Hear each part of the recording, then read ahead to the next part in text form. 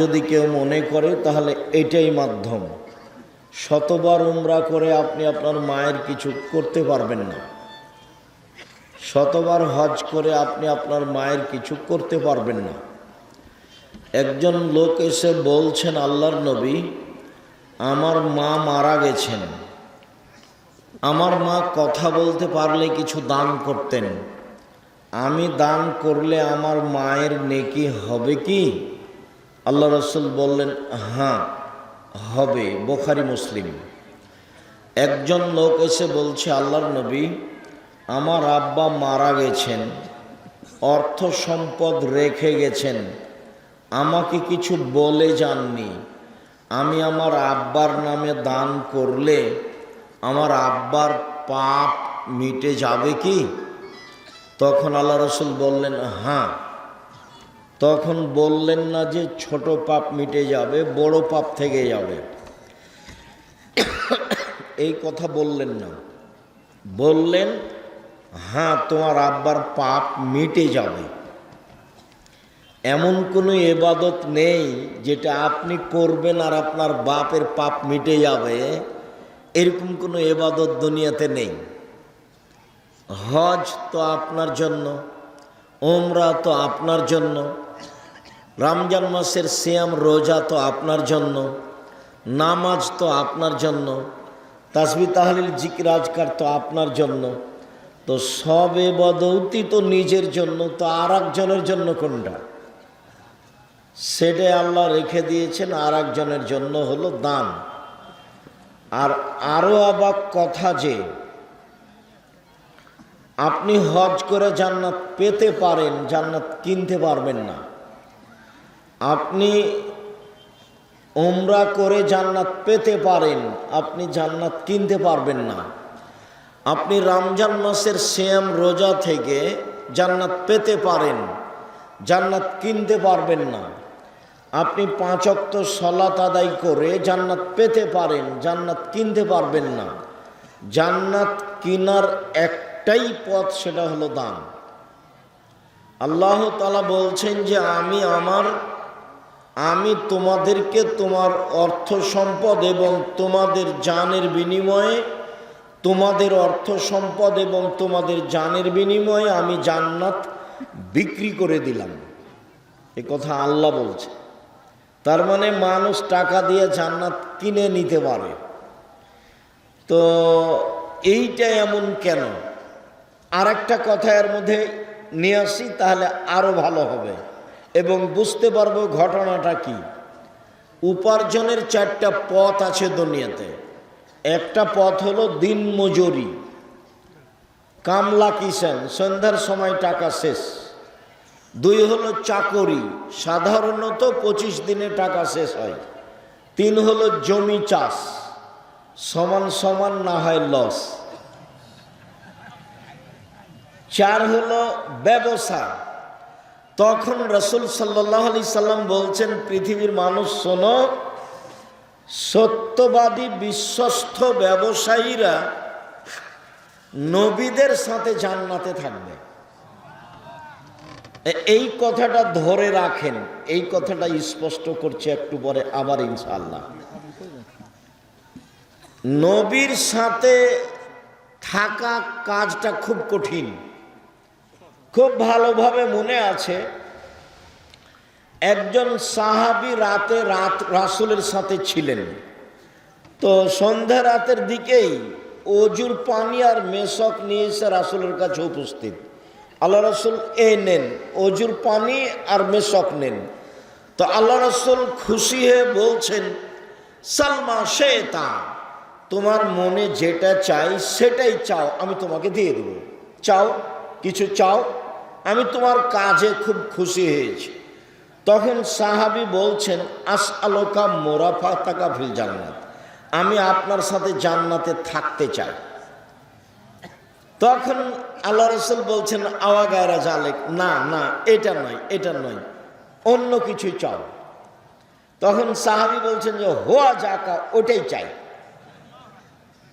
তখন আল্লাহ রাসূল বলছেন যে আইনি আলা নাফসিক বিকাসরাতিস সুজুদ, আমি তোমাকে সরাসরি জান্নাতে নিয়ে থাকতে পারবো না, তুমি একটু বেশি সিজদা করে তাহাজ্জুদ পড়ে আমাকে সহযোগিতা করো, যাতে করে আমি তোমাকে নিয়ে থাকতে পারি। তুমি সহযোগিতা করো আমাকে। কে বলছেন এই কথা? পৃথিবীর সবচেয়ে বড় মানুষ, যিনি বিচারের মাঠে যা বলবেন সেটাই হবে।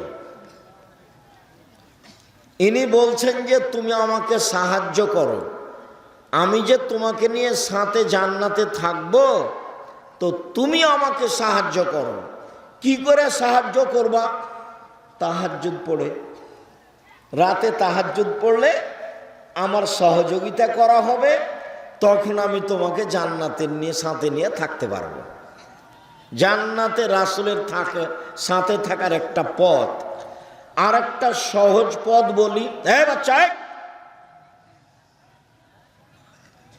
আপনারা যারা এদিক সেদিক আছেন দয়া করে এখন কাজ বন্ধ করে কিছুক্ষণ আসেন। আমি আপনাদের জন্যই আজকেও এসেছি, আর আপনাদের সাথে কিছু কথা বলবো, আপনাদের কিছু না কিছু উপকার করবো ইনশাআল্লাহ।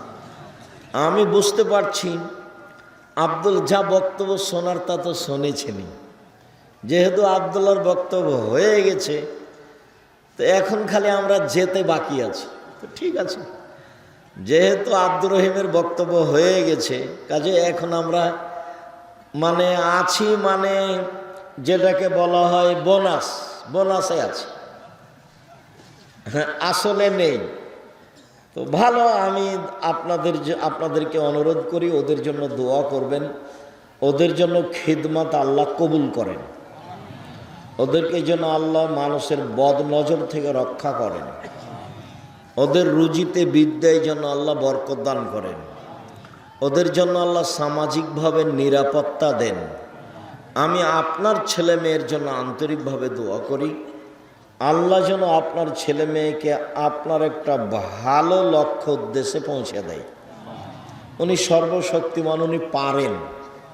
ওর নাম আজিজ, পরাক্রমশালী, করলে তার কেউ বিচার করতে পারবে না। উনি যদি কাল ফেরাউনকে ক্ষমা করে দেন, তো কেউ বলতে পারবে না হ্যাঁ ফেরাউনের ক্ষমা হবে, কেমনে ক্ষমা হয় দেখছি, এরকম কথা কেউ বলতে পারবে না। উনি সর্বশক্তিমান। আপনার ছেলে মেয়েকে আল্লাহ আপনার ভালো লক্ষ্য উদ্দেশ্যে পৌঁছে দেখ, এটাও আমি আন্তরিকভাবে আপনার জন্য দোয়া করি। বলছিলাম যে সহজ একটা পথ আছে নবীর সাথে থাকার। একটা তো পথ আলোচনা হয়েছে, আর একটা হলো রাসূল সাল্লাল্লাহু আলাইহি ওয়াসাল্লাম বলছেন কেউ যদি দুইটা মেয়ের লালন পালন করে, দুইটা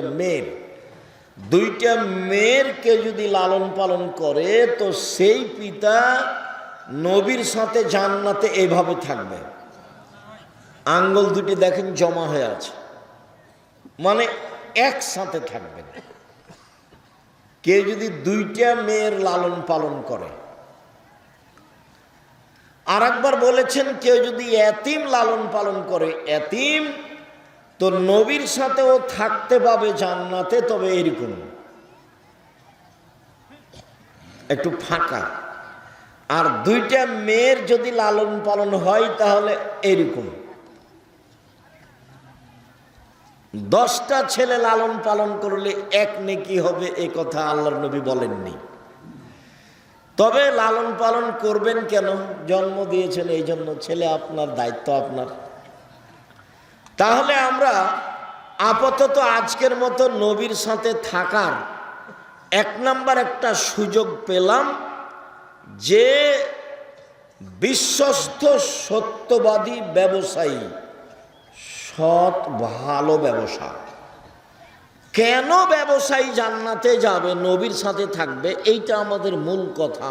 ইনশাআল্লাহ 2-1 মিনিট পরে আবার ফিরে আসছে। 2, তাহাজ্জুদ পড়লে নবীর সাথে থাকা যাবে, সুযোগ হবে। 3, নবীর সাথে একসাথে, এই ছেলে তোমাদের কাজে বন্ধ, তোমরা দাঁড়িয়ে আছো কেন? বসো, যাও, তোমাদের কাজ শেষ হয়ে গেলে ওদিকে গিয়ে বসো। যাও, তোমরা বসে আছো উপরে বসে আছো কেন? যাও নিচে বসো, যাও ওখানে গিয়ে বসো।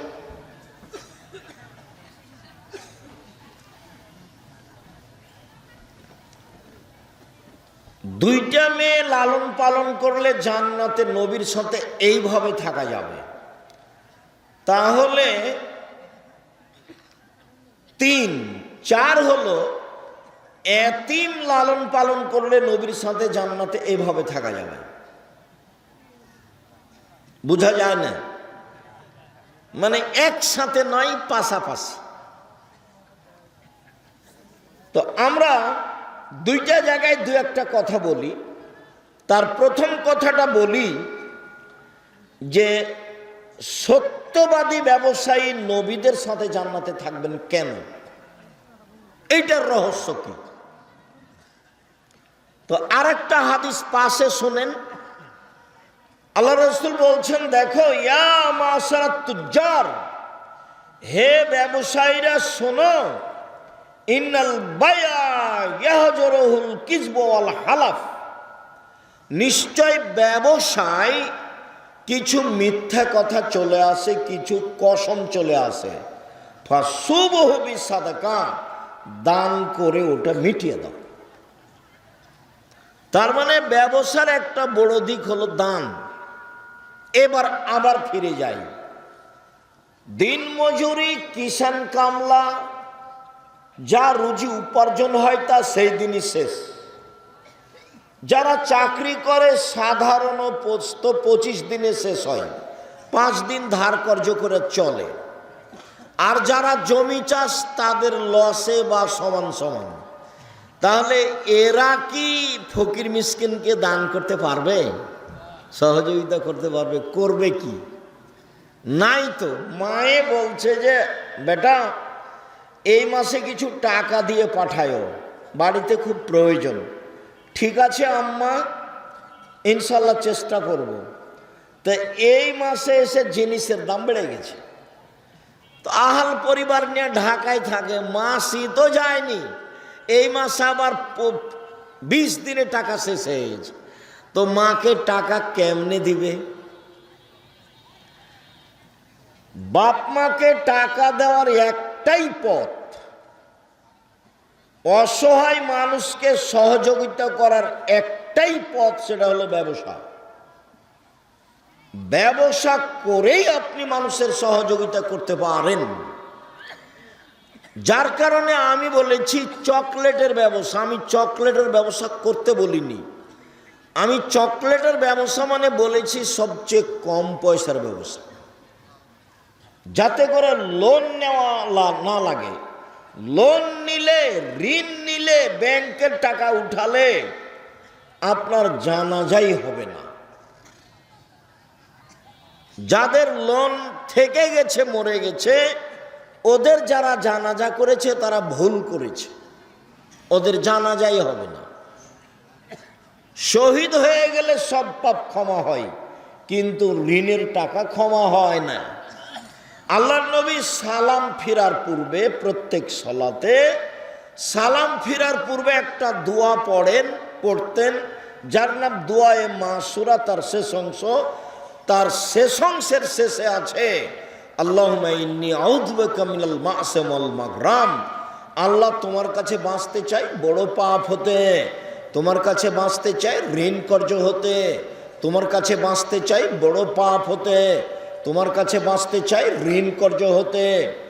আল্লাহর নবী দিন রাত একথা বলতেন। সেখানে আপনি ব্যাংক থেকে কোটি কোটি টাকা উঠিয়ে ব্যবসা করতে গেলেন কেন? কে এই বুদ্ধি দিল? ভুল হিসাব। বলছিলাম ব্যবসায় একটা পথ, আপনি অসহায় মানুষকে সহযোগিতা করতে পারেন। আর আপনি ব্যবসা করবেন এই জন্য যে আমি অসহায় মানুষের পাশে দাঁড়ানোর জন্য ব্যবসা করছি, সরকারকে উঠাবো আর বসাবো সেই জন্য নয়। আমি ব্যবসা করছি জান্নাত কিনে নেওয়ার জন্য। আমি জান্নাত আসলে পেতে চাচ্ছি না, আমি জান্নাত কিনতে চাচ্ছি, এই জন্য ব্যবসা করব। ব্যবসা করলে আমার জান্নাত কেনার পথ সহজ, বাকি উপার্জনের পথ দিয়ে জান্নাত কিনা সহজ নয়। এই জন্য আল্লাহ রাসূল বললেন যে সত্যবাদী ব্যবসায়ীরা কার সাথে থাকবে?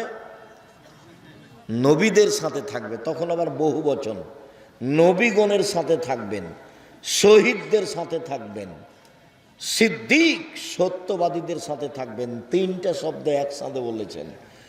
এক, সত্যবাদী ব্যবসায়ীরা নবীগণের সাথে থাকবেন।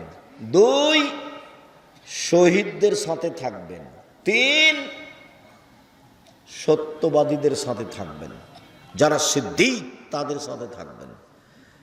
ব্যবসা করলেই আপনি অসহায় মানুষের সহযোগিতা করতে পারবেন। ভারত, বাংলাদেশ, পাকিস্তানে ইসলামকে টিকিয়ে রাখার একটাই মাধ্যম হচ্ছে এই কওমি বেসরকারি মাদ্রাসা, যেখানে ছাত্র শিক্ষকের দুনিয়াবি কোনো লক্ষ্য নেই। আমি নিজে বলছি, আমি আব্দুর রাজ্জাক বিন ইউসুফ, আমি 1976 সালে মাদ্রাসায় পড়তে গেছি। এ আমার পড়ার সূচনা। 88 আগস্টের 20 তারিখ রোজ বুধবার বিকাল 3টে থেকে আমি শিক্ষক। 88 আগস্টের 20 তারিখ রোজ বুধবার বিকাল 3টে থেকে আমি শিক্ষক।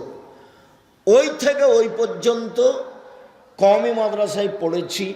তখন আমারও লক্ষ্য ছিল না, আমার বাপ মায়েরও লক্ষ্য ছিল না যে বেশি পয়সা ইনকাম করতে হবে, বড় একটা ডাক্তার বা বড় একটা ইঞ্জিনিয়ার হতে হবে। আর সেই দিন থেকে না আজ অবধি আমার মাথায় কোনোদিন জাগেনি যে এরকম কিছু হয়ে পয়সা ইনকাম করতে হবে। বুঝাতে চাচ্ছি যে বেসরকারি কওমি মাদ্রাসার ছাত্র শিক্ষকেরা একমাত্র আল্লাহকে সন্তুষ্ট করার জন্য, পরকালের আশায় মানুষকে পরকালমুখী করার জন্য শিক্ষা অর্জন করে ও করায়। অতএব এইসব প্রতিষ্ঠানের দান আপনার ওইরূপ কাজ দিবে। পতিতালয়ের মহিলা যদি কুকুরকে পানি পান করিয়ে জান্নাতে যেতে পারে, পতিতালয়ের মহিলা যদি কুকুরকে পানি পান করিয়ে জান্নাতে যেতে পারে, তো আপনি আটমল সালাফিয়া মাদ্রাসায়, যেটা শিরক মুক্ত প্রতিষ্ঠান, যেটা বিদাত মুক্ত প্রতিষ্ঠান, যেটা দল মুক্ত প্রতিষ্ঠান, যেটা সংগঠন মুক্ত প্রতিষ্ঠান, যেটা হিংসা মুক্ত প্রতিষ্ঠান, ভিতরে কেউ একটু কিছু করলে আমার জানা নাই। তো যেহেতু এখন জামিয়া সালাফিয়ার সাথে সম্পৃক্ত, জামিয়া সালাফিয়া বাংলাদেশের সর্ববৃহৎ প্রতিষ্ঠান, সবচেয়ে বড় প্রতিষ্ঠান, আয়তনে, শিক্ষক সংখ্যায়, ছাত্র সংখ্যায়, শিক্ষক গুণে, ছাত্র গুণে, যেই প্রতিষ্ঠানে শিরক নেই, বিদাত নেই, দল নেই, সংগঠন নেই, আপনার হিংসা নেই, হিংসা মুক্ত প্রতিষ্ঠান জামিয়া সালাফিয়া, দল মুক্ত প্রতিষ্ঠান জামিয়া সালাফিয়া, সংগঠন মুক্ত প্রতিষ্ঠান জামিয়া সালাফিয়া, শিরক মুক্ত প্রতিষ্ঠান জামিয়া সালাফিয়া, বিদাত মুক্ত প্রতিষ্ঠান জামিয়া সালাফিয়া, তার অন্তর্গত তার অধীনস্থ প্রতিষ্ঠান আটমল সালাফিয়া মাদ্রাসা। যদিও আমি তার সূচনা থেকেই আজও আছি, যেটুকু ত্রুটি দেখেছেন সেটা মানুষের বুঝে ভুল, সেটা ভিন্ন কথা। অতএব আমি মনে করি একমাত্র আল্লাহকে সন্তুষ্ট করার আশায়, জান্নাত পাওয়ার আশায়, জান্নাত কিনার আশায় নির্দ্বিধায় আপনি আটমল সালাফিয়া মাদ্রাসায় দান করবেন। এটা আমার ঐকান্তিক কামনা। আমি শুনলাম সভাপতির মুখে যে এখন প্রায় 20 লক্ষ ঋণ হয়েছে কাজবাজগুলি করতে। ঋণ তো আর কেউ একজন পরিশোধ করতে পারবে না, আপনাদেরকে সবাইকে মিলেই এটার ব্যবস্থা করতে হবে। করতে পারবেন, অবশ্যই পারবেন, সবাই মিলে চাইলে এটা সহজ। যদিও আব্দুল্লাহ কথা বলাকালীন কিছু আপনারা সহযোগিতা করেছেন, আমি আবারও ছেলেদেরকে বলছি তোমরা যাও, আমিও আপনাদের সাথে অংশগ্রহণ করছি। যারা মহিলারা আছো তোমরা একটু দেখো, আমার দিনী বোনেরা যারা আছেন আপনারা সবাই দানে অংশগ্রহণ করবেন। বৈঠকি দানে কেউ বিরত থাকবেন না। আমি সবকেই বৈঠকি দানে অংশগ্রহণ করার জন্য অনুরোধ জানাচ্ছি। আর আমি এখানে যারা আছো আমি তাদেরকে বৈঠকি দানে আমিও নিজে অংশগ্রহণ করছি। যারা বৈঠকে আছেন উপরে সবাই অংশগ্রহণ করবেন। নিজের কাছে যদি না থাকে তো আপনি কারো কাছে 50 টাকা, 20 টাকা, 10 টাকা নিয়ে অংশগ্রহণ করবেন। আমি আপনার সাথে গুরুত্বপূর্ণ কথা বলতে যাচ্ছি। গুরুত্বপূর্ণ কথার একটা অংশ রেখেছি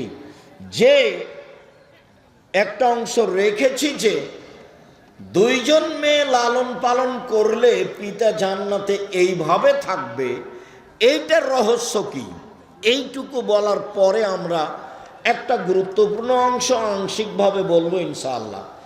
আমি আমাদের ছেলেদেরকে বলছি, তোমরা মাঠে যাও, কেউ বিরত থাকবেন না, না থাকলে অল্প 20 টাকা, 10 টাকা, 500 টাকা, 50 টাকা, 1000 টাকা অবশ্যই অংশগ্রহণ করবেন।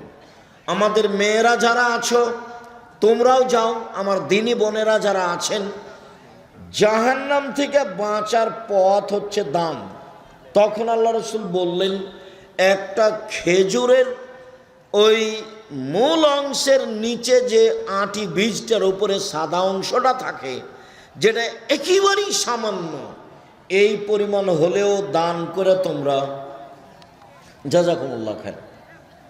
যে এই বৈঠকে সবাই অংশগ্রহণ করবেন, মানে জি, যদি ভুলে কারোর কাছে পকেটে না থাকে এরকম হয়, তো আশেপাশে কারোর কাছে নিয়ে অংশগ্রহণ করবেন।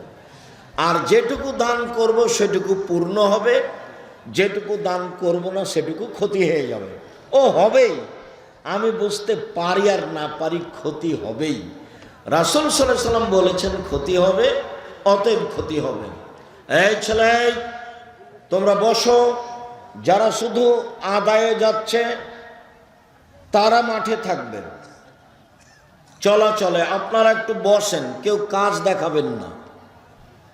সম্মানিত দিনী ভাই বোন, একটু আমার দিকে লক্ষ্য করেন তো। আল্লাহর নবী বললেন যে দুইটা মেয়েকে লালন পালন করলে পিতা জান্নাতে এভাবে থাকবেন। তো কথা তো অনেক বড়, মানে নবীর সাথে থাকার ব্যাপারে দুইটা মেয়ের লালন পালনের যত সুবিধা, এত সুবিধা ব্যবসাতেও নয়, এত সুবিধা এতিম পালনেও নয়, এত সুবিধা তাহাজ্জুদ পড়লেও নয়। কেন? তাহাজ্জুদ পড়লে একসাথে থাকা যাবে, ব্যবসা করলে একসাথে থাকা যাবে, সত্যবাদী ব্যবসায়ী। আবার এতিম লালন পালন করলে একসাথে থাকা যাবে। তো পাশাপাশি একেবারে জমা লেগে পাশাপাশি এইভাবে থাকার সুযোগ হবে কি? এইভাবে নয়, এইভাবে শুধু মেয়ে লালন পালন করলে। তো কিভাবে মেয়ে লালন পালন করলে এটা হবে, এইটা আমরা 1 মিনিট বলি এখানে, যাতে করে আমাদের কাছে স্পষ্ট হয়ে যায়। 1, আল্লামাহা, মেয়েকে বিদ্যা শিখিয়ে দিল। 2, আদ্দাবাহা, মেয়েকে শিষ্টাচার শিখিয়ে দিল। 3, আহসানা এলাইহিন্না, মেয়ের সাথে ভালো আচরণ করলো। 4, অজাওয়াজাহুন্না, তার বিবাহের ব্যবস্থা করে দিল। 4টা গুণ। 1, বিদ্যা শিখিয়ে দিল। 2, শিষ্টাচার শিখিয়ে দিল। 3, ভালো আচরণ করল। 4, বিবাহ শাদীর ব্যবস্থা করে দিল। এই ছেলে, কে মোটরসাইকেল স্টার্ট দিল তোমরা দেখলে না? এখান থেকে মোটরসাইকেলটা স্টার্ট দিয়ে চলে যায় কিভাবে? তোমরা কি করো এখানে? বাহিরে নিয়ে যে মোটর স্টার্ট দিতে হবে, একটা অনুভূতি থাকতে হবে। সম্মানিত দিনী ভাই বোন, আমি আর আপনি ক্ষতিগ্রস্ত হয়েছি এখানে। বিদ্যা শিখিয়ে দিল বটে, কিন্তু শিষ্টাচার শিখাতে পেরেছে কি? নখে নেল পালিশ আছে, এইটা কি শিষ্টাচার হলো? নখটা বড় আছে, এইটা কি শিষ্টাচার হলো? ভুরু তুলে চিকন করা আছে, এইটা কি শিষ্টাচার হলো? দাঁত ছিলে সমান করা আছে, ফাঁকা ফাঁকা করা আছে, এইটা কি শিষ্টাচার হলো? পরচুলা দিয়ে খোপা বড় করা আছে, এইটা কি শিষ্টাচার হলো? শিষ্টাচার তো এটা ইহুদি খ্রিস্টানের। তাহলে পিতা শিষ্টাচার শিখালো কি, যার কারণে রাসূলের সাথে জান্নাতে এভাবে থাকা যাবে? সম্মানিত দিনী ভাই বোন, বলছিলাম আজকের সংক্ষিপ্ত কথা, সুদ। পাপের জগতে যেসব পাপের সরাসরি জাহান্নাম ঘোষণা হয়েছে, তার একটি বড় পাপ হচ্ছে সুদ। রাসূল সাল্লাল্লাহু আলাইহি সাল্লাম বলেন, 7 শ্রেণীর মানুষ জাহান্নামে যাবে। 1, শিরক করে যে। 2, মানুষকে হত্যা করে যে। 3, সুদ খায় যে। 4, এতিমের সম্পদ খায় যে। 5, বাপ মাকে মানে না যে। 6, মিথ্যা সাক্ষী দেয় যে। 7, সন্তানকে হত্যা করে খাদ্যের ভয়ে যে। এরা সবাই জাহান্নামে যাবে। যাদের জাহান্নামের কথা আল্লাহ রাসূল হুবাহু সরাসরি উল্লেখ করেছেন। সম্মানিত দিনী ভাই বোন, পাপের জগতে যেগুলো সবচেয়ে বড় পাপ সিরিয়াল রয়েছে, তার একটি বড় পাপ হলো সুদ। উল্লেখ্য যে সুদের জন্য যে ভাষা আল্লাহর নবী উল্লেখ করেছেন, পৃথিবীর কোনো পাপের জন্য আল্লাহ ওইরকম ভাষা উল্লেখ করেননি। পাপ তার চেয়ে বড় আছে, কিন্তু ভাষা এমন নয়। রাসূল সাল্লাল্লাহু আলাইহি সাল্লাম বলছেন, মাই ইয়াকুলু দিরহাম রিবা ওয়া ইয়ালাম আসাদ্দু মিন সিত্তাতি ওয়া সালাসিনা জিনিয়া। কেউ যদি জেনে শুনে 1 টাকা সুদ খায়, 36 বার জেনা করে যত পাপ হবে, 1 টাকা সুদ খেলে তার চেয়ে বেশি পাপ হবে। এই ছেলে এটা বাদাম নিয়ে ভিতরে যাচ্ছে কেন?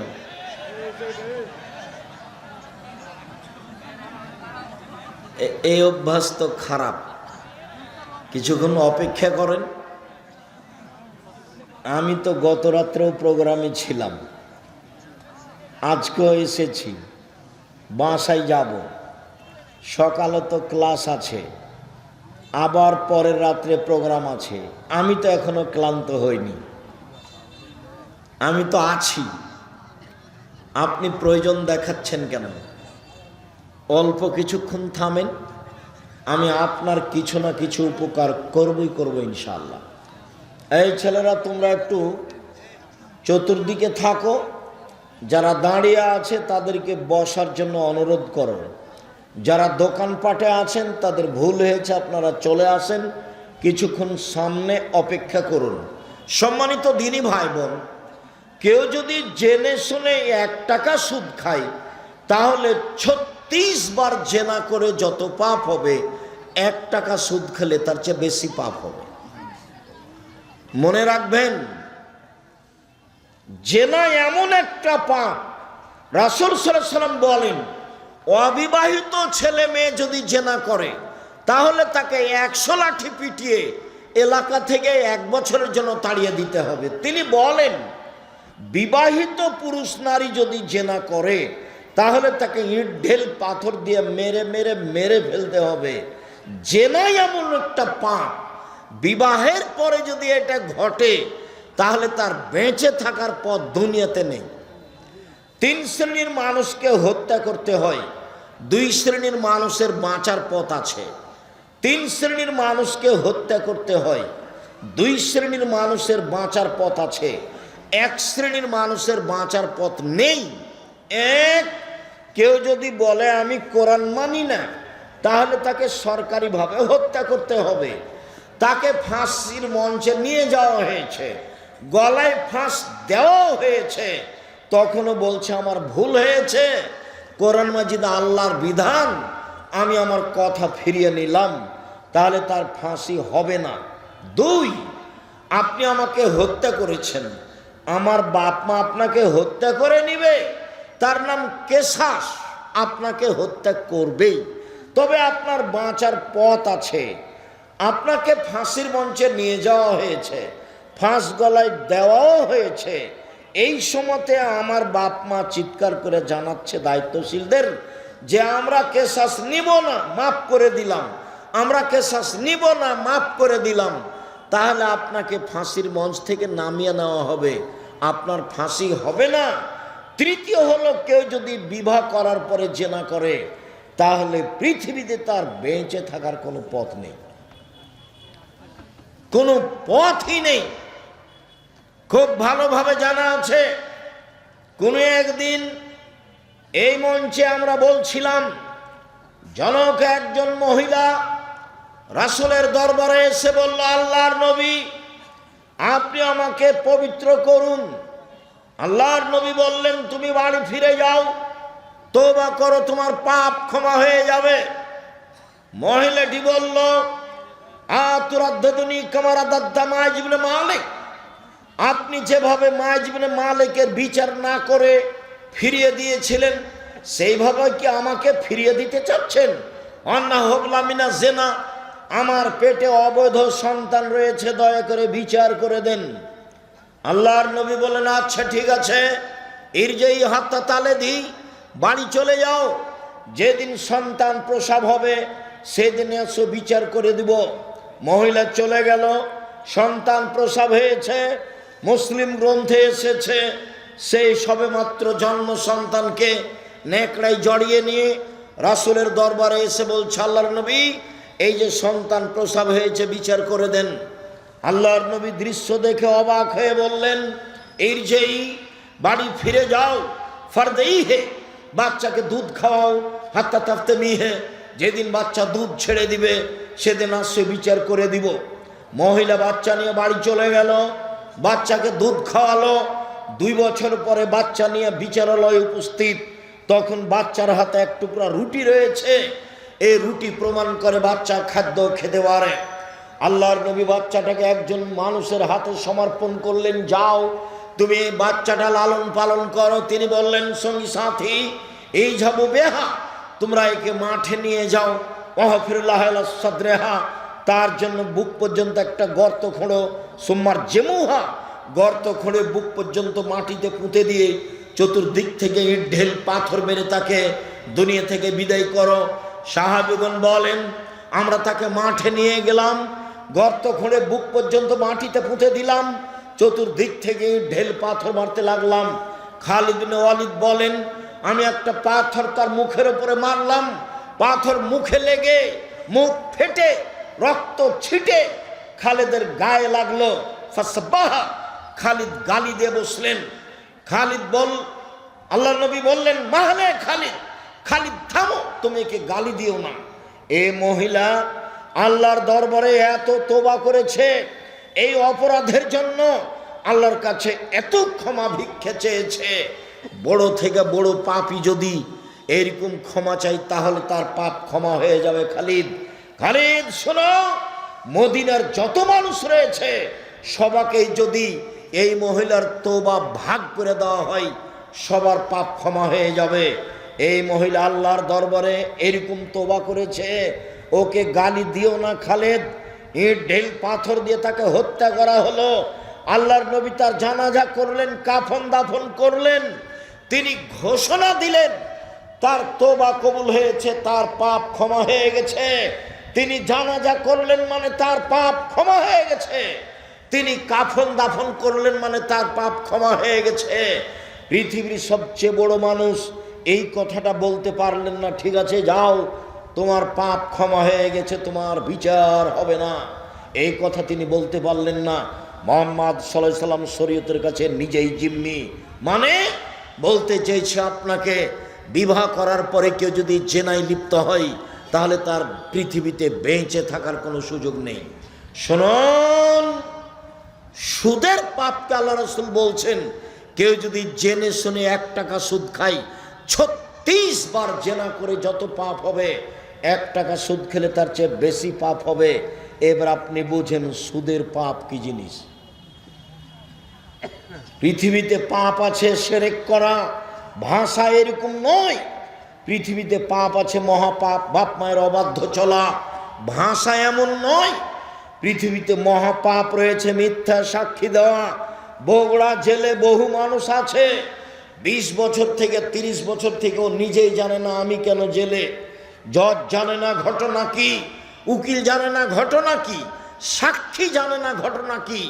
যে টাকা দিয়ে সাক্ষী তৈরি করেছে শুধুমাত্র সেই জানে।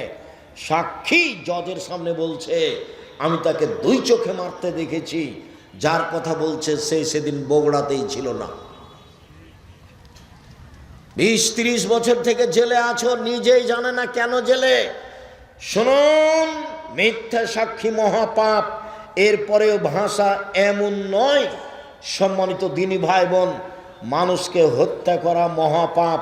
এরপরেও ভাষা এমন নয়, সুদ খাওয়া এক অবাক পাপ যে তার ভাষা হলো কেউ যদি 1 টাকা সুদ খায় 36 বার জেনা করে যত পাপ হবে, 1 টাকা সুদ খেলে তার চেয়ে বেশি পাপ হবে। কি দিয়ে বুঝায় আপনাকে আমি সুদ কি জিনিস? আবু হুরায়রা রাদিয়াল্লাহু তাআলা আনহু বলেন, রাসূল সাল্লাল্লাহু আলাইহি ওয়াসাল্লাম বলেছেন, আল্লাহর নবী বলেন, আর রিবা সাবুনা জুজান, সুদের পাপের 70টি ভাগ রয়েছে, ছোট থেকে বড়, বড় থেকে ছোট। সুদের পাপের 70টি ভাগ রয়েছে, ছোট থেকে বড়, বড় থেকে ছোট। এর সবচেয়ে ছোট ভাগ হলো মার সাথে জেনা করলে যেমন পাপ হয়। নেন, এবার আপনার স্ত্রী তো কিস্তিতে টাকা তুলেছে, ভিক্ষা করে খাবেন। এখানে এসেছেন কেন? আমি ভিক্ষা করে খেতে বলিনি, এটা হলো নিন্দে। যাদের বাড়ি বগুড়া, রংপুর, লালমিনহাট, টেনফামারী, কুড়িগ্রাম, পঞ্চগড়, ঠাকুরগাঁ, গাইবান্ধা, জয়পুরহাট, এইসব লোককে আমি মাঝে মধ্যে এই জন্য বলি যে এইসব জেলায় যদি মেয়েরা, বোনেরা ভাইয়ের কাছে জমি চায় তাহলে মাথা খারাপ হয়ে যায়, ওটা অপরাধ। তখনই আমি বলেছি ভিক্ষা করে খাবেন, বোনকে জমি দিবেন না। মানে কেন দিবেন না? আপনি জমি পাবেন সকালে আর বনে জমিন পাবে বিকালে, হিসাবে এরকম না একসাথে? তো এখনো দেননি কেন? দিতে দেরি করেছেন কেন? আবার এইসব ডিস্ট্রিক্টের লোকেরা বেশিরভাগ যৌতুক নেই। ভিক্ষা করে খাবেন, যৌতুক নেবেন কেন? ভিক্ষা করে খাবেন কেন? মানুষের বাড়িতে কাজ করে খাবেন। মানুষের বাড়িতে কাজ করে খাবেন কেন? চকলেটের ব্যবসা করে খাবেন। ব্যবসার পথ তো খোলা আছে, সারা পৃথিবীর মানুষ যেখানে সেখানে ব্যবসা করতে পারে। কলার করবে, চকলেটের করবে, কম থেকে কম পয়সার ব্যবসা করবে, রাস্তাঘাটে জুতা স্যান্ডেল বিক্রি করবে। সে ভিক্ষা করবে কেন? আমি ভিক্ষা করে খেতে বলিনি। আমি আপনাকে দুর্বল ভেবেছি ভিক্ষা করার কথা বলে। আপনি শ্বশুরের কাছে যৌতুক নিলেন কেন? নিবেন কেন? নিবেন কেন? এই ছেলে দেখো, তোমার বাপকে আল্লাহ বলছেন কুকুর শ্রীগের চেয়ে খারাপ। বুঝেও বুঝে না ওরা, অন্তর আছে বুঝে না, দেখেও দেখে না ওরা, চক্ষু আছে দেখে না, শোনেও শোনে না ওরা, কান আছে শোনে না। উলাইকা কালানাম, তারা পশু প্রাণীর মতো, তারা গরু ছাগলের মতো, তারা কুকুর শ্রীগেলের মতো। ভালো মজাল বরং তার চেয়ে খারাপ, কুকুর শ্রীগেলের চেয়ে খারাপ। এ কথা আল্লাহ বলছে। কে? এইসব মানুষ যারা বোনকে জমি দেয় না, যারা যৌতুক নেয়, যারা জুলুমবাজ, যারা দলীয় দাপটে মানুষকে মারে, যারা মানুষকে জেল হাজতে দেয়, যারা মানুষকে অপমান করে, যারা ক্ষমতা দেখায়, সমাজে যারা দাপট দেখায়, এরা হচ্ছে এই কুকুর শ্রীগেলের চেয়ে খারাপ, এই পশু প্রাণীর চেয়ে খারাপ। আমি এই ভাষা বলিনি, আমি বলেছি ইতর শ্রেণীর মানুষ সমাজের দায়িত্ব পালন করবে, ইতর শ্রেণীর মানুষ। আমি এই ভাষা বলেছি। আর হাদিসের ভাষা হলো লোকা ইবনে লোকা, অধমের সন্তান অধম। আর বগুড়া, জয়পুরহাটে এই ভাষা হলো যেদিন সমাজের দায়িত্ব পালন করবে বেন্যার বাচ্চা বেন্যা। আর চাঁপাইনবাবগঞ্জ, রাজশাহীতে এই ভাষা হলো যেদিন সমাজের দায়িত্ব পালন করবে ছোট লোকের বাচ্চা ছোট লোক। আর যদি ঢাকায় যান তাহলে সে ভাষা আমি নকল করতে পারি না। সারা দেশের যেই পল্লী অঞ্চলে গিয়ে সবচেয়ে নিম্ন ভাষা যেটা ব্যবহার করে, সেই ভাষা আল্লাহ রসুল ব্যবহার করেছেন, সেটা হলো লোকা ইবনে লোকা, যার বাংলা হচ্ছে অধমের সন্তান অধম, ইতর শ্রেণীর মানুষ, ইতরের সন্তান ইতর। যেদিন সমাজের দায়িত্ব পালন করবে সেদিন কিয়ামত হবে। সেদিন মানুষ মানুষের প্রতি জুলুম করবে, অত্যাচার করবে, রাহাজানি করবে, অন্যায় করবে, অবিচার করবে, সমাজকে কলুষিত করবে। সম্মানিত দিনী ভাই বোন, বলছিলাম চলেন এবার মূল কথাই ফিরে যায়। মহান আল্লাহ বলেন, পৃথিবীর মানুষ শুনে রেখো, ইয়ামহাকাল্লাহুর রিবা ইউরবিস সাদাকাত, সুদ মানুষের টাকাকে কমিয়ে দেয়, দান মানুষের টাকাকে বেশি করে দেয়। সুদ মানুষের টাকাকে কমিয়ে দেয়, এভাবে আল্লাহ বলেন।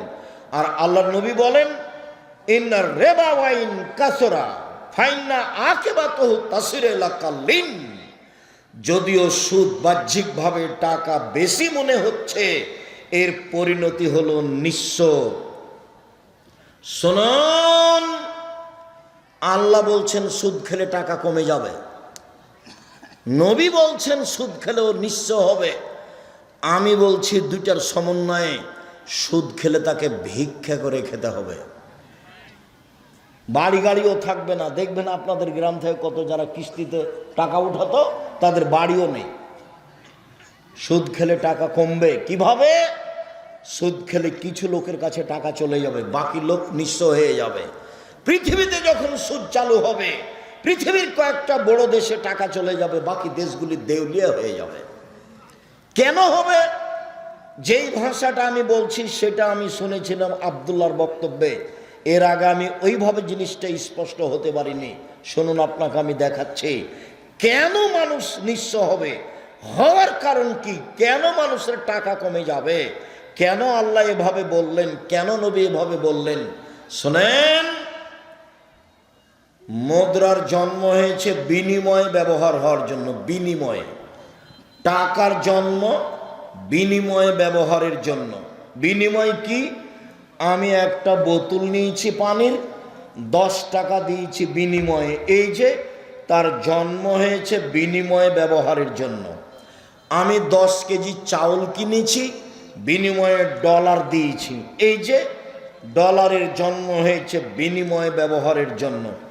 আমি 1 কাপ চা নিয়েছি, আমি বিনিময়ে দিয়েছি রিয়াল টাকা, এই যে মুদ্রা বিনিময়ে ব্যবহারের জন্য জন্ম হয়েছে। যখন বিনিময়ে ব্যবহার না করে টাকা দিয়ে টাকা নিবে, তখন টাকার উপরে জুলুম করা হবে। ডলার দিয়ে ডলার বেশি নিবে, তখন তার উপরে জুলুম করা হবে। যখন তার উপরে জুলুম করা হবে, তখন সে আর মানুষের কাছে থাকতে পারবে না, অপমান হয়ে চলে যাবে। আমার বাম দিকে যিনি বসে আছেন, তাকে সম্মানী মানুষ মনে করে এখানে বসানো হয়েছে। এখন নিয়ে এসে যদি সামনে মাটির নিচে বসানো হয়, তাহলে তো উনি মনে করবেন যে আমাকে অপমান করা হলো, তাহলে তো উনি তাড়াহুড়া করে এখান থেকে যাওয়ার চেষ্টা করবেন। কেন? উনি বুঝবেন যে আমাকে সম্মান করা হয়নি। আপনাকে যদি নিয়ে এসে অন্য জায়গাতে বসানো হয় যেখানে দুর্গন্ধ, তখন আপনি মনে করবেন যে আমাকে অপমান করা হয়েছে, তখন কি আপনি থাকতে পারবেন? তখন আপনি চলে যাবেন। টাকা যখন বুঝতে পারবে যে আমাকে অপমান করা হচ্ছে, তখন টাকা সেখানে থাকবে না। সুদ মানে তাকে অপমান করা হয়েছে, যেই জন্য টাকার জন্ম, সেইভাবে তাকে রাখা হয়নি। এই জন্য মানুষ নিঃস্ব হবে, এই জন্য মানুষ ভিক্ষুক হবে, এই জন্য মানুষের সুদ খেলে টাকা কমে যাবে। তাকে একদিন না একদিন ভিক্ষুক হতেই হবে, আজ হোক আর কাল হোক। বিনিময় তো জাহান্নাম আছেই। রাসূল সাল্লাল্লাহু আলাইহি ওয়াসাল্লাম বলেন, লানা রাসূলুল্লাহ সাল্লাল্লাহু আলাইহি সাল্লাম আকাল রিবা মুকালাহু, যে সুদ খায় তার উপরে অভিশাপ, যে সুদ দেয় তার উপরে অভিশাপ, যে সুদের সাক্ষী থাকে তার উপরে অভিশাপ, যে সুদের অঙ্ক কষে তার উপরে অভিশাপ।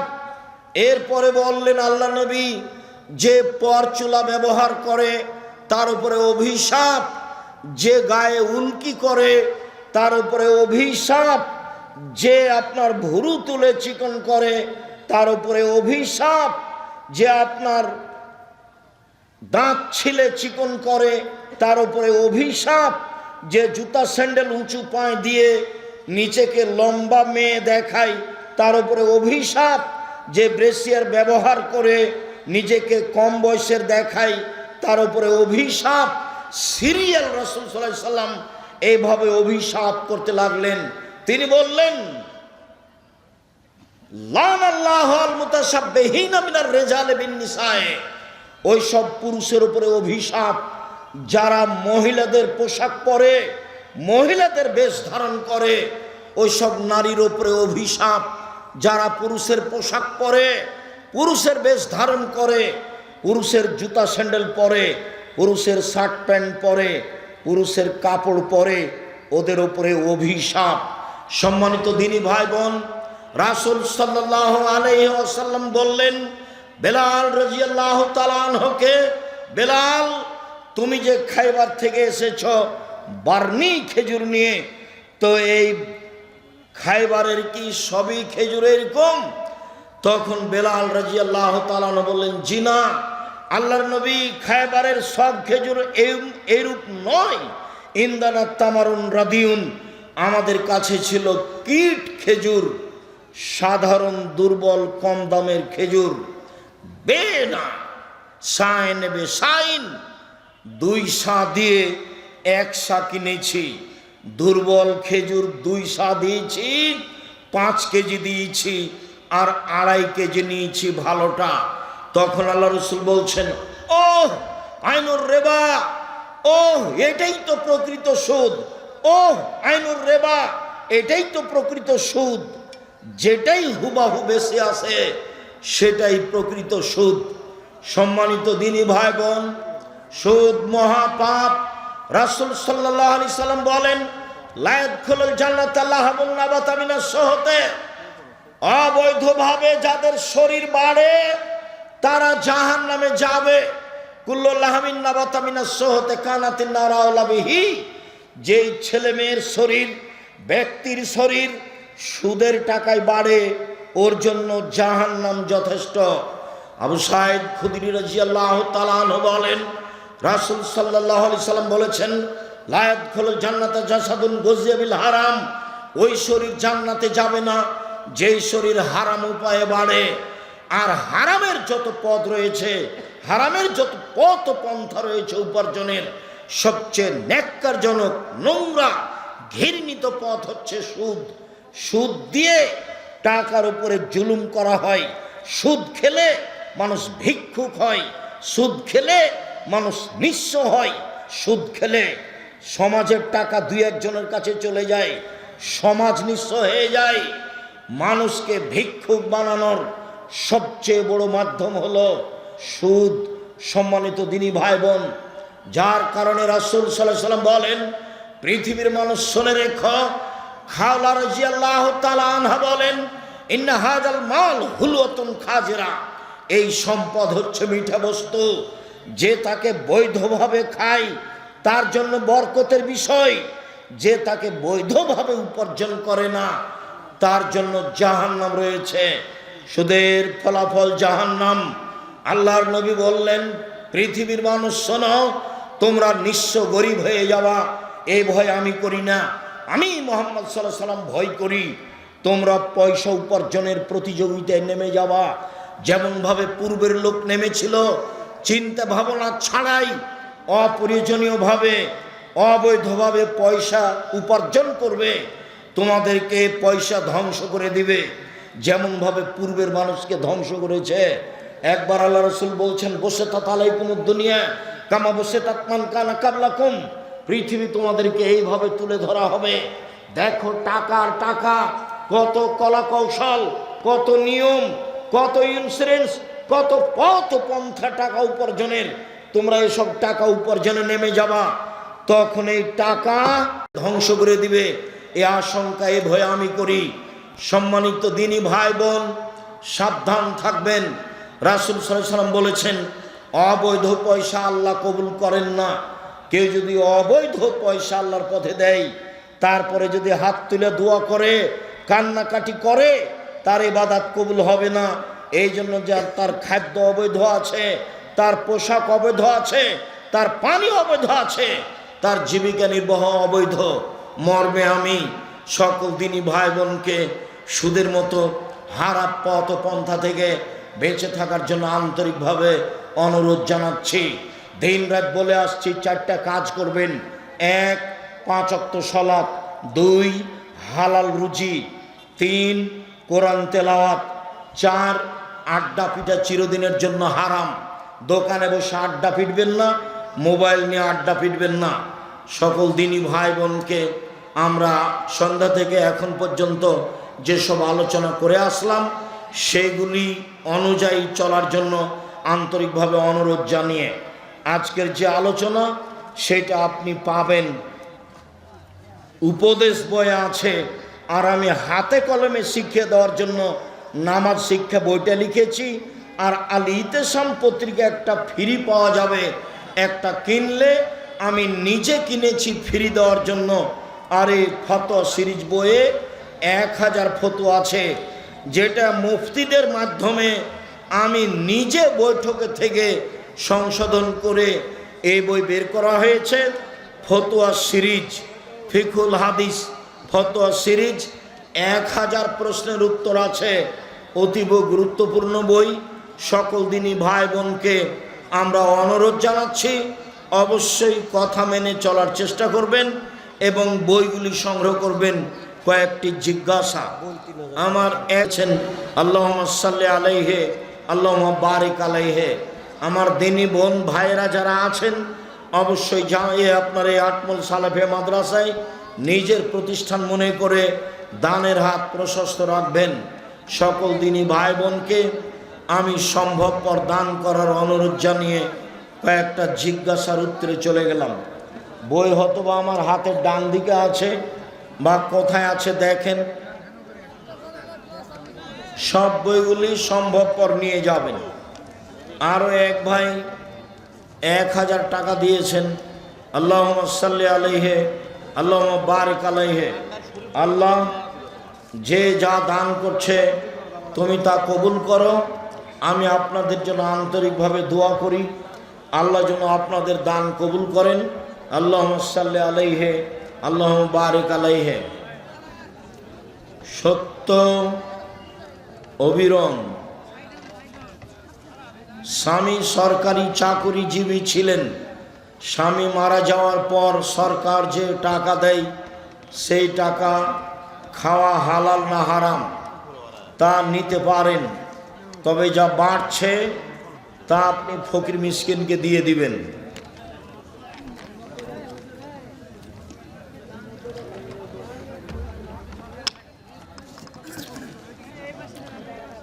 শাইখ মেয়ে দেখার সময়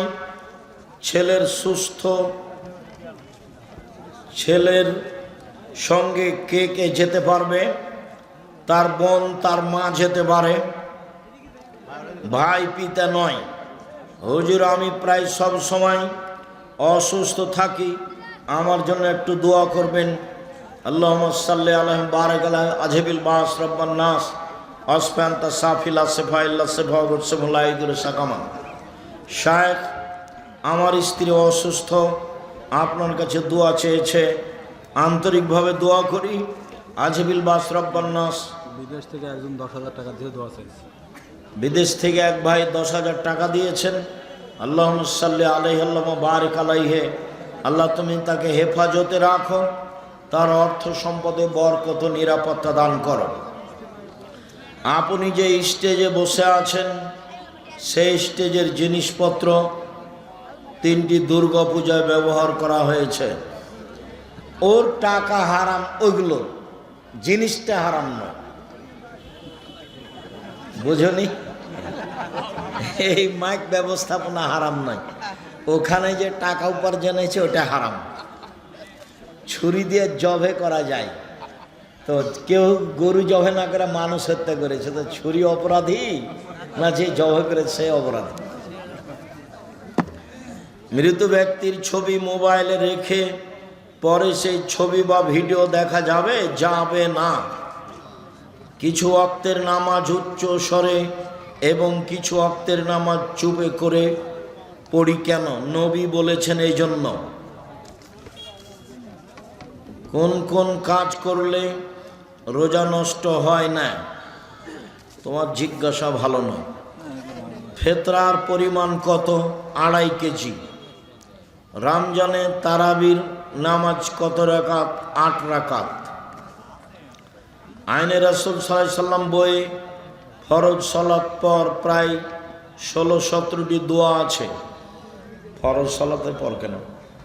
আচ্ছা ঠিক আছে, সালাম ফির পরে 16-17টি দোয়া আছে, কিন্তু সুন্নাত বা নফল নামাজ পর কোনো দোয়া লেখা নেই। এগুলো দোয়াই পড়বেন, একই দোয়া সালাম ফিরার পরে। হিন্দুদের দোকানে যায়া জালসা করা, টাকা চাওয়া যাবে কি? টাকা যে কোনো মানুষ দিতে পারে, হিন্দু, মুসলমান, বৌদ্ধ, খ্রিস্টান সবাই। আমার ছেলের বয়স থেকেও অনেক ছোট,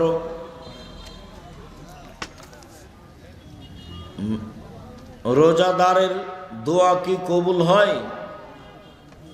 রমজান মাস দোয়া কবুলের মাস হতে পারে। প্রিয় শায়েখ, আমার প্রশ্ন, জোহরের ফরজ নামাজের সময় যদি ইমাম সাহেব 3 রাকাত পড়িয়ে সালাম ফিরায় এবং মুসল্লিগণও সালাম ফিরায়, তাহলে এখন করণীয়? এখন আবার আর 1 রাকাত পড়বে, পড়ে সহজ সিজদা দিবে, সালাম ফিরবে। সুন্নাত পরে যদি ধরা পড়ে তবু সবাই একসাথে আর 1 রাকাত পড়ে সালাম ফিরবে। আর যদি চলে গিয়ে থাকে তো গেছে, আর লাগবে না। রোজায় চোখে ড্রপ ব্যবহার করলে কি রোজা হবে? হবে। কাজের বিনিময়ে বিড়ি আদান প্রদান কুফল বর্ণনা করুন। বিড়ি হারাম, ওর লেনদেন হারাম, ওর ব্যবসা হারাম, ওর খাওয়া হারাম, খেলে ইবাদত কবুল হবে না। মৃত ব্যক্তির জানাজা নামাজের ইমামতি করার হকদার কে? যে কোনো পরহেজগার মানুষ, আলেম মানুষ। ছেলেকে ওসিয়ত করে যেতে হবে এরকম কথা আল্লাহ রাসূল বলেননি। শায়েখ, আমার জমির পাশে এক ইমানদার এবং হাজি জমি আইল বৃদ্ধি করে, এর শাস্তি কি? এর শাস্তি জাহান্নাম। ওটা হলো জুলুম, যারা আইল কেটে ছোট করে। হুজুর, আমাদের মসজিদের ইমাম বলে টাকা দিয়েও ফিতরা আদায় করা যাবে। তোমাদের হুজুরকে তওবা করতে হবে, ভুল হয়েছে। আসসালামু আলাইকুম হুজুর, আপনি বলেছেন 7 দিনের দিন আকিকা করতে হবে, কিন্তু শায়েখ আকরামুজ্জামান, সেটা তো আমি বলতে চাইনি তোমাকে। 7 দিনের দিনই আকিকা করতে হবে। 7 দিনের আগে বাচ্চা মারা গেলে আকিকা হবে না, 14 দিনে আকিকা হবে না, 21 দিনে আকিকা হবে না, জীবনে একদিন আকিকা হবে না। এটাই চূড়ান্ত। তোমার মাথায় অন্য কথা জাগে কেন? আমল করতে পারো না? হুজুর, আমাদের মসজিদের নতুন স্টিলের খাট কিনা হয়েছে। এখন কাঠের পুরাতন খাটটি কি করব? জ্বালিয়ে দাও। কি লেখা আছে? ঈদগাহ মাঠে সম্মিলিত মোনাজাত করা যাবে কি? না, ঈদগাহ মাঠে সম্মিলিত মোনাজাত বিদআত। রমজানে গীবত করলে কি রোজা নষ্ট হয়? হয়, নেকি হবে না, ও তো জাহান্নামে গেছে। কাজের চাপে সিয়াম না রাখলে কি গুনাহ হবে? হবে। হুজুর, বিবাহের জন্য মেয়ের কি কি দিক দেখতে হবে? পরহেজগার কিনা 5 জনকে জিজ্ঞাসা করো, খুব তাকওয়াশীল কিনা পাড়া প্রতিবেশীকে জিজ্ঞাসা করো, পরহেজগার কিনা এটা দেখবা। জাকাত কি রমজানে দিতে হবে? রমজানে দেওয়া ভালো, যে কোনো মাসে দিতে পারেন। কাজা রোজা কিভাবে আদায় করতে হবে? যেদিন পারবেন সেদিন করবেন। রমজানে কোরআন খতম করার ফজিলত কি? ভিন্ন কোনো ফজিলত নেই, অতিরিক্ত নেকি হতে পারে। এই যা রাসূল রমজান মাসে বেশি বেশি কোরআন তেলাওয়াত করতেন। ইতিকাফ কি? ইতিকাফ কত প্রকার? ইতিকাফ শেষের দশক, বাড়িতে না গিয়ে, জানাজায় না গিয়ে, রোগী অসুস্থ ব্যক্তিকে দেখতে না গিয়ে একটানা মসজিদে থাকবে, ইবাদতে থাকবে, তার নাম ইতিকাফ। গ্রামের কাউকে না কাউকে এতেকাফ করতেই হবে এ কথা মিথ্যা। অন্য গ্রাম থেকে লোক ধার করে নিয়ে আসতে হবে এইটাও মিথ্যা। শুক্রবারের দিন কিংবা অন্য দিন মুসল্লিরা প্রথম কাতারে ফাঁক ফাঁক হইয়া 10-12 জন দাঁড়ায়, দ্বিতীয় কাতারে 7-8 জন দাঁড়ায় ও তৃতীয় কাতারে 3-4 জন দাঁড়ায়। হাদিসে আছে কাতারের মধ্যে দিয়ে প্রবেশ করিলে ঘাড় মটকানোর গুনাহ হবে। তোমার জিজ্ঞাসাটা মনে হয় ঠিক হয়। কোন মৌলানা সাহেব বলেন যে ইংরেজি বাদ্য বাজানো যাইবে, ইংরেজি বাদ্য বাজানো যাবে। গান বাজনা বাদ্যযন্ত্র হারাম। ভূমিকম্প হচ্ছে গান বাজনার কারণে, মেয়েদের নাচের কারণে আর বিড়ি তামাকের কারণে। এই 3টা কারণ। ভূমিকম্প হবে 3টা পাপের কারণে।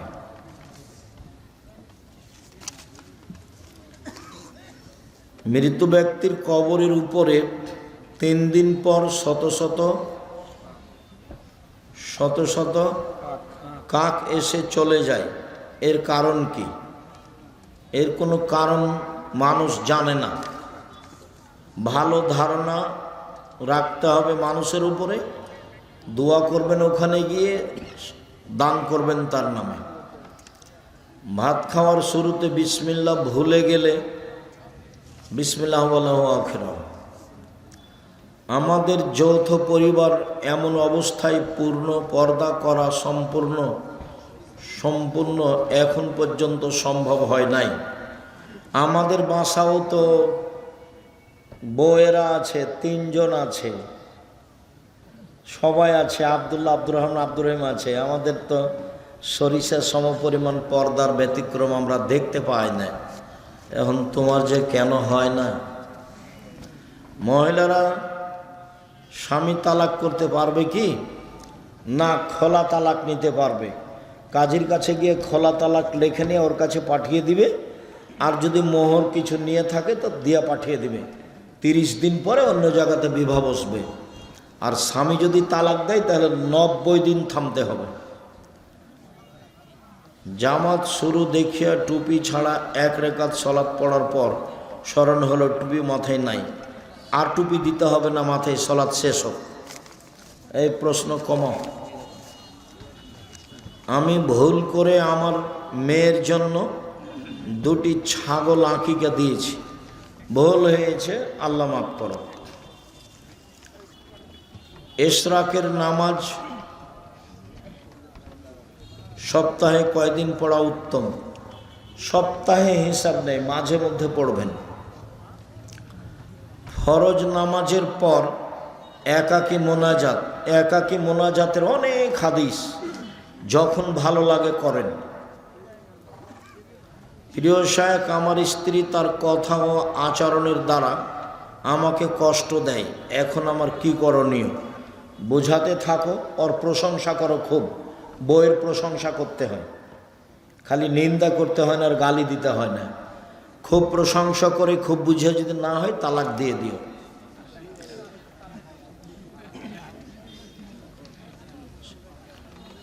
হুজুর আব্দুর রহমান আসেনি কেন?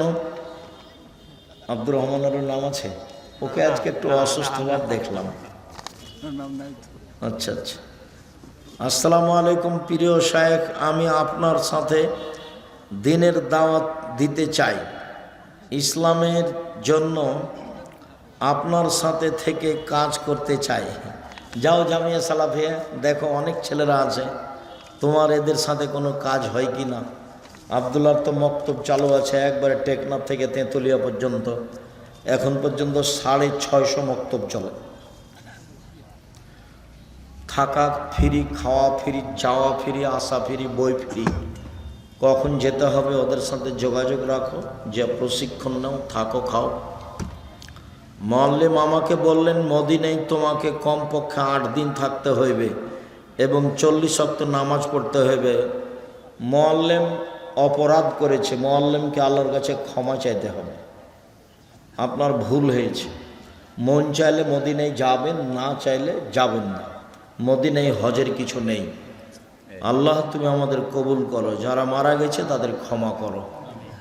আটমল মাদ্রাসার সাথে উল্লেখযোগ্য হুমায়ুনের আব্বা তোয়াব ভাই, নূর মোহাম্মদ মাস্টার, আর খায়বার ভাই, মাস্টার সাহেব, আরও অনেকেই যারা জড়িত ছিলেন, আমি অনেকের নাম জানি না, মারা গেছে। আল্লাহ তুমি তোমার দরবারে অন্তর থেকে তাদের দরবারে তাদের জন্য ক্ষমা চাচ্ছি।